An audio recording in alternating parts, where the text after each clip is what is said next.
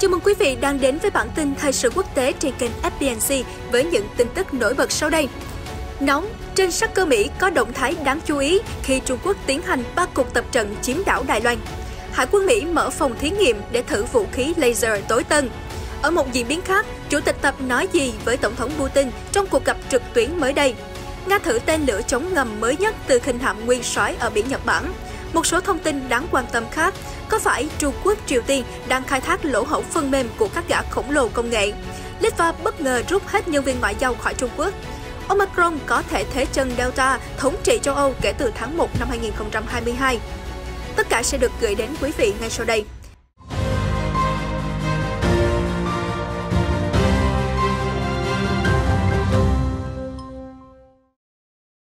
Theo Newsweek, dẫn nguồn các nhóm quan sát hàng không cho biết, một máy bay trinh sát Mỹ đã thực hiện nhiệm vụ dài hơi dọc theo bờ biển Trung Quốc vào ngày 14 tháng 12. Máy bay không quân Mỹ do thám trên Biển Đông ngay trước thềm các cuộc tập trận bắn đạn thật hoành tráng của quân đội Trung Quốc POA.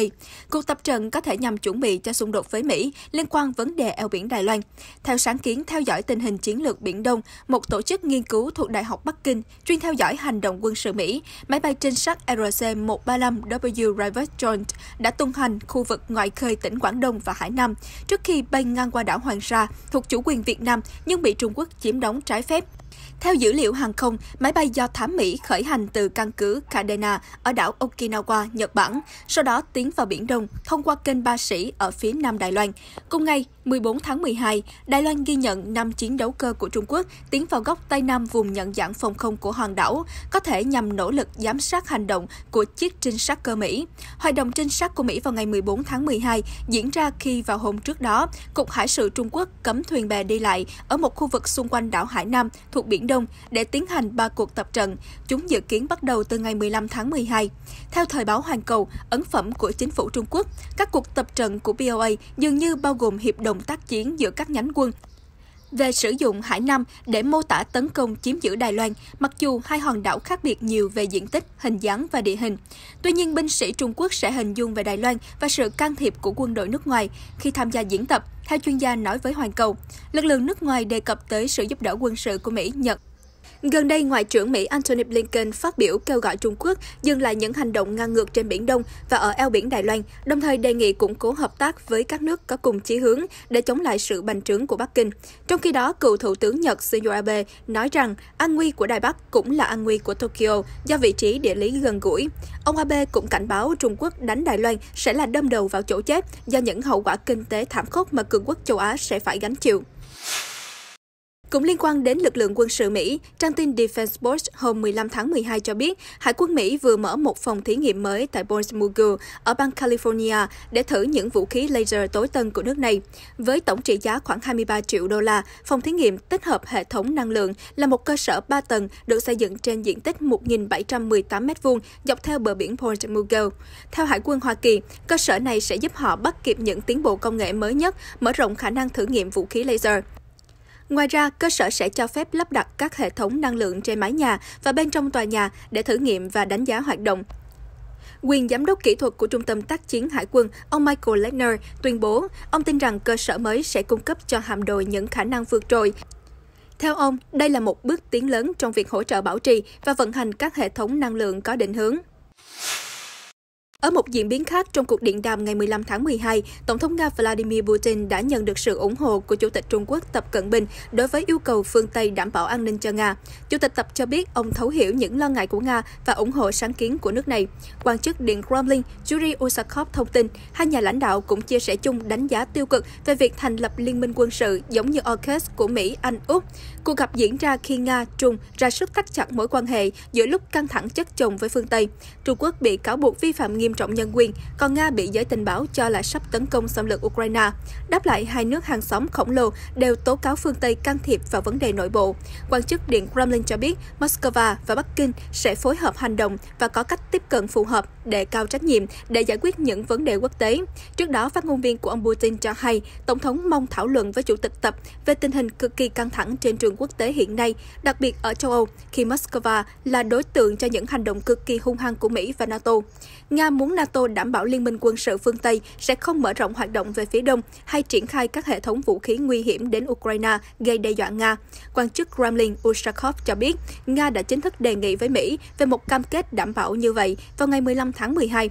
Cũng trong cuộc điện đàm, Tổng thống Putin nói mối quan hệ Nga-Trung đã có nhiều đột phá, vươn lên một tầm cao mới. Hôm 15 tháng 12, Cố vấn đối ngoại của Tổng thống Nga Vladimir Putin, ông Yuri Ushakov cho biết nước này cùng Ấn Độ và Trung Quốc sẽ sớm tổ chức hội nghị thượng đỉnh. Kế hoạch trên đã được đề cập trong cuộc hội đàm trực tuyến giữa Tổng thống Nga Vladimir Putin và Chủ tịch Trung Quốc Tập Cận Bình hôm 15 tháng 12. Hai vị nguyên thủ đã nhất trí sẽ tiếp tục trao đổi về việc hợp tác theo định dạng Nga-Ấn-Trung và nỗ lực tổ chức hội nghị thượng đỉnh tiếp theo trong khuôn khổ hội nghị ngoại trưởng của Trung Quốc, Nga và Ấn Độ (RIC) trong tương lai gần. Ông Ushakov nhấn mạnh đây là nền tảng hợp tác quốc tế mới, được thiết lập trên nguyên tắc cởi mở, minh bạch, tôn trọng và cân nhắc lợi ích cũng như mối quan tâm lẫn nhau. Được biết, cuộc gặp gần nhất của các nhà lãnh đạo ba nước theo định dạng RIC diễn ra vào tháng 6 năm 2019 bên lề hội nghị thượng đỉnh G20 ở Osaka. Theo người phát ngôn Điện Kremlin, trong cuộc gặp vừa qua, ông Putin cũng đã trao đổi với ông Tập về kết quả chuyến thăm New Delhi vào ngày 6 tháng 12 và chủ đề hợp tác trong khuôn khổ Tổ chức Hợp tác Thượng Hải. Cũng liên quan đến Nga, khinh hạm nguyên soái Marshal Saboshnikov đã bắn trúng mục tiêu huấn luyện dưới nước ở biển Nhật Bản bằng tên lửa của tổ hợp chống tàu ngầm mới nhất Orfet. Bộ Quốc phòng Nga thông báo với các phóng viên hôm thứ Tư ngày 15 tháng 12. Trong một tuyên bố đi kèm đoạn video vụ phóng, Bộ Quốc phòng nêu rõ, để phóng thành công tên lửa Orfet, Nga đã sử dụng bệ phóng đa năng tương tự dùng cả cho tên lửa hành trình Oniv và Kalibri. Hãng tin TASS cho biết, tổ hợp tên lửa Orfet bao gồm một tên lửa hành trình chống hạm được phóng từ bệ phóng đa năng ZS-14. Khi đến khu vực chỉ định, tên lửa Orfet sẽ phóng ngư lôi chống ngầm tự dẫn. Ngư lôi này tiếp tục săn lùng tàu ngầm đối phương bằng trạm sonar của nó. Tầm bắn tối đa của tên lửa được thiết kế cho tàu chiến là 40 km. Microsoft hôm 14 tháng 12 cảnh báo nhóm tin tặc được chính phủ Trung Quốc, Triều Tiên, Iran, Thổ Nhĩ Kỳ hậu thuẫn đã khai thác một lỗ hổng nghiêm trọng trong phần mềm được nhiều gã khổng lồ công nghệ thế giới sử dụng.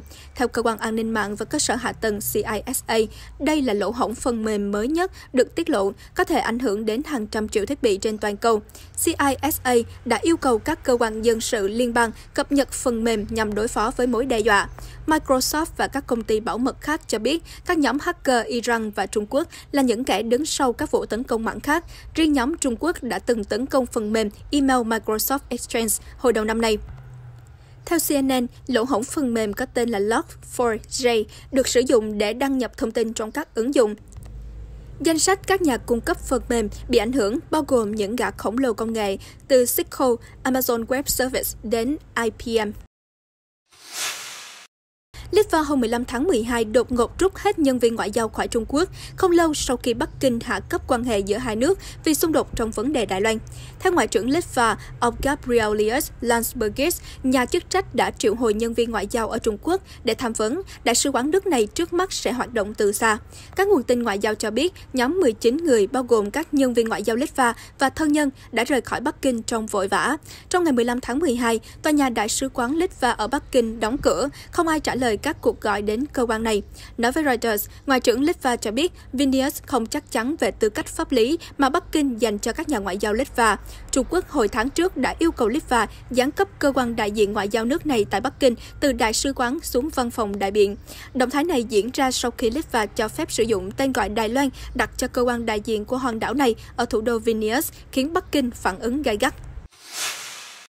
Chuyển sang một số thông tin đáng quan tâm khác, tân Thủ tướng Đức Olaf Scholz hôm thứ Tư ngày 15 tháng 12 cho biết chính quyền của ông sẽ dùng 4 năm tới để tinh chỉnh cấu trúc của nền kinh tế lớn nhất châu Âu cho phù hợp với sự phát triển tương lai, việc cải tổ tập trung đầu tư vào các sáng kiến và cơ sở hạ tầng. Cụ thể, trong buổi phát biểu quan trọng đầu tiên trước Quốc hội kể từ khi nhậm chức, ông Scholz thề sẽ khởi động nhiệm vụ thay da đổi thịt nền kinh tế Đức lớn nhất trong vòng một thế kỷ. Ông nói chính phủ sẽ xây dựng bộ khung để các khoản đầu tư vào Đức trong tương lai chủ yếu là tư nhân. Chính phủ có thể mở rộng vai trò của ngân hàng nhà nước để hỗ trợ start-up. Chúng ta sẽ dùng 4 năm tới để biến cấu trúc nền kinh tế Đức phù hợp với thế giới trong thế kỷ 21. Để công cuộc chuyển đổi thành công, chúng ta cần bộ máy lãnh đạo hiện đại, thúc đẩy cải tiến thay vì trì hoãn nó. Tất cả là về những sáng kiến kỹ thuật và xã hội, đó là về những khoản đầu tư hàng tỷ đô la để phát triển và xây dựng mới nhà ở, đường sắt, trang trại gió ngoài khơi, hệ thống PV, lưới điện và nhiều hơn thế nữa. Chúng tôi sẽ khai phóng một thập kỷ đầu tư trong thời gian tới, ông Scholz nói thêm. Hiện Thủ tướng đang dẫn dắt chính phủ liên minh đèn giao thông chưa từng có tiền lệ, bao gồm đảng của ông là Dân chủ xã hội, bắt tay với đảng Xanh và đảng Dân chủ tự do. Hôm 15 tháng 12, Trung tâm Phòng ngừa và Kiểm soát Dịch bệnh châu Âu ECDC đưa ra báo cáo cho rằng Omicron có khả năng sẽ thế chân Delta trở thành biến thể thống trị châu Âu trong 2 tháng đầu năm 2022. Trước thông tin trên, Chủ tịch Ủy ban châu Âu Ursula von der Leyen cảnh báo các thành viên của Nghị viện châu Âu hết sức cẩn trọng. Bà cho biết sự gia tăng các ca nhiễm COVID-19 hiện nay hầu như chỉ do biến thể Delta. Tuy nhiên, vào giữa tháng 1 năm sau, Omicron có thể đẩy số ca nhiễm tăng gấp đôi so với hiện tại. Hôm 15 tháng 12, Tòa án Đức đã tuyên án tù chung thân đối với công dân Nga Vadim Krasikov về tội sát hại Tony Kangosvili, một cựu chỉ huy phiến quân Chechnya ở công viên Berlin vào năm 2019. Thẩm phán Đức Olaf Arnoldi còn cáo buộc Nga đã lệnh cho Krasikov trừ khử Kangosvili để trả đũa việc anh ta chiến đấu với quân ly khai Chechnya chống lại Moscow. Được biết, hồi năm 2019, Tổng thống Nga Vladimir Putin đã mô tả Kangosvili là một kẻ cực đoan trồi dại và cáo buộc ông ta thực hiện vụ nổ nhắm vào tàu điện ngầm ở Moscow, khiến 10 người thiệt mạng vào năm 2004.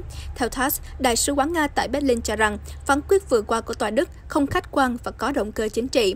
Ngoại trưởng Đức Annalena Baerbock sau đó cho biết nước này đã trục xuất 2 nhân viên Đại sứ quán Nga. Bà nói, vụ sát hại vừa qua vi phạm nghiêm trọng luật pháp và chủ quyền của Đức, phủ bóng đen lên quan hệ Moscow và Berlin. Do đó, chúng tôi đã triệu tập Đại sứ Nga và trục xuất 2 nhân viên ngoại giao của nước này. Phía Nga ngay lập tức chỉ trích động thái trục xuất của Đức và tuyên bố sẽ đáp trả thích đáng. Theo giới quan sát, diễn biến mới này sẽ gia tăng áp lực lên chính phủ mới của Đức khi phải có lập trường cứng rắn hơn với Nga trong bối cảnh Moscow có thể đang tính đến một cuộc tấn công vào Kiev. Tin tức vừa rồi cũng đã kết thúc bản tin thời sự quốc tế hôm nay. Cảm ơn sự quan tâm của quý vị. Hãy đăng ký kênh để cập nhật những diễn biến mới nhất trong các bản tin tiếp theo của FBNZ. Xin chào và hẹn gặp lại!